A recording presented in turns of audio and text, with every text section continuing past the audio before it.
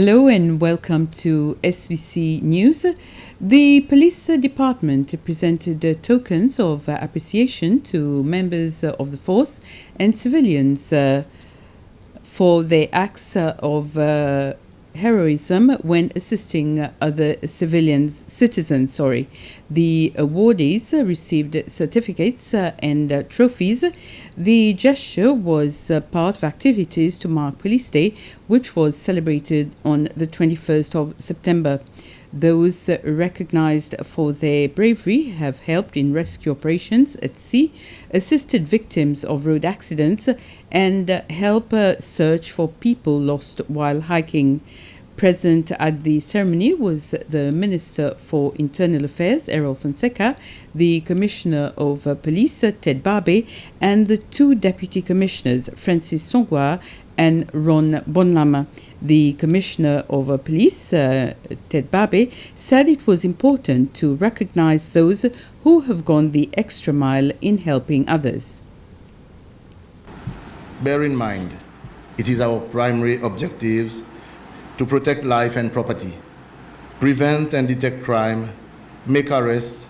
That is why we cannot reward all officers each time they prevent a crime or solve a case with successful conviction. However, management appreciate and acknowledge your good work. Do not feel disappointed. Continue to perform your duty with a high level of professionalism. The civilians who perform part of this event today, you are here because we value your contribution in assisting the police or other agencies in time of need. Some of you have even risked your own life to save others. In moments that you have not been able to save life, but you have assisted in the recovery of the body. That in itself is a big achievement as it brings closure to the family. We thank you with the hope that you remain as one of our partners, knowing that the police have the whole country to police and we cannot do it alone. The outgoing French ambassador Dominic yesterday paid a farewell call on the Minister for Foreign Affairs and Tourism, Sylvestre Radegonde, at Maison Kéo de Quincy. During this meeting, Ambassador Mas spoke of his career and achievements during his mandate here. He said he was grateful for the many opportunities he had in fulfilling his mission and expressed his thanks to all Seychellois who contributed to his success. Minister Radegonde thanked Ambassador Mas for his active diplomacy, which he said had contributed to strengthening the excellent relations of friendship and cooperation shared by the two countries. Those who were in the diverse fields such as the fight against piracy, shipping, maritime safety and drug trafficking, without forgetting the key role played by France within the European Union and in Operation Atalanta. A group of students from Montfleury and English River secondary schools joined together to draw and paint on the walls along the new pathway at the Victoria Port. This is one amongst different preparations that the Seychelles Sports Authority is doing for the opening of the cruise ship season that starts on the 12th of October. 16 cruise ships are expected in Seychelles this season, and some will be doing several trips. The Director for Business Development at the Seychelles Sports Authority, Vincent Didon, said that all measures that were implemented to reduce the spread of the coronavirus are still in place. Europa 2 will be the first ship to open the cruise ship season, which is expected to end by May 2023. Drivers taking their vehicles to get tested can expect improved services at the vehicle testing station.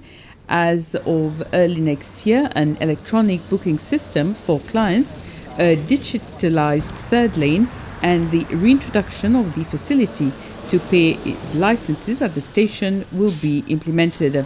This is part of the station's continuous effort to upgrade its facilities in line with its assurances presented to the National Assembly during the 2021 budget deliberation. The Assembly's Committee of Governance Assurance, COGA, visited the testing station this morning to verify whether it has delivered on its promises. I think that it was above their expectation, the work that we've carried out, the maintenance work that we've done. We've revamped the vehicle testing station. As you can see, it is cleaner. There are not much problems. Old equipment has been changed. We've replaced them with newer equipments. And also on the operation side, things are flowing much better. You are not seeing any accumulations or congestion of vehicles at the testing station. And the staff also are more satisfied. Before we used to start work at 8 and end up at 3. Now we are starting work at 7:30 in the morning and ending at 3:30. So we are giving more service to our customers, and they are very satisfied, I would say, both customers and the COGA committee. The Department of the Blue Economy and the Department of Youth and Sports are calling on the youth to register to take part in the Regional Youth Forum on Entrepreneurship in the Blue Economy. This will be organized and is being funded by the OIF, Organisation Internationale de la Francophonie, and it will take place between the 28th of November and the 2nd of December this year for the first time in Seychelles. Other Indian Ocean countries include Comoros, Mauritius, Madagascar, Réunion and Mayotte will also take part in the forum, which will last for 5 days, over which participants will be engaged in various activities, including pitching sessions. 10 best pitchers will be rewarded at the end of the forum. There's a few things that we have to keep in mind when participants are going to register themselves. There's 3 specific things that you need to have in terms of the criteria for you to be accepted at the forum. So you have to be a Seychellois if you wish to participate at this forum. That's number 1. Number 2, you have to be aged between the age of 18 to 35 years maximum.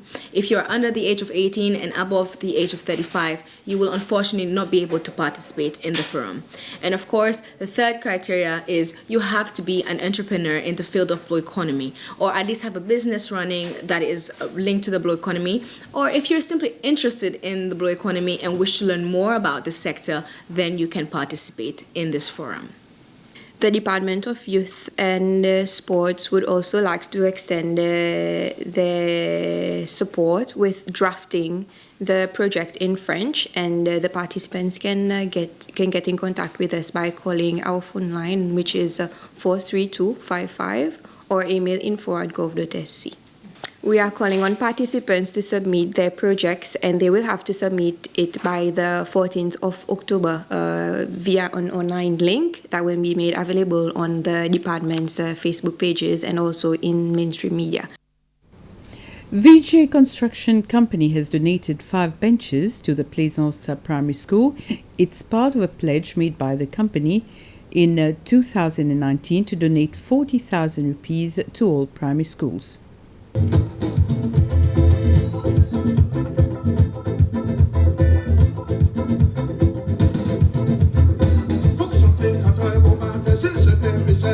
Two Plaisance primary school children dancing passionately at the start of a short ceremony to express appreciation for the benches VJ Construction has donated to their school. That was of a pledge made in 2019. Plaisance School is the first education institution to receive its share of the 40,000 rupees in the form of outdoor benches.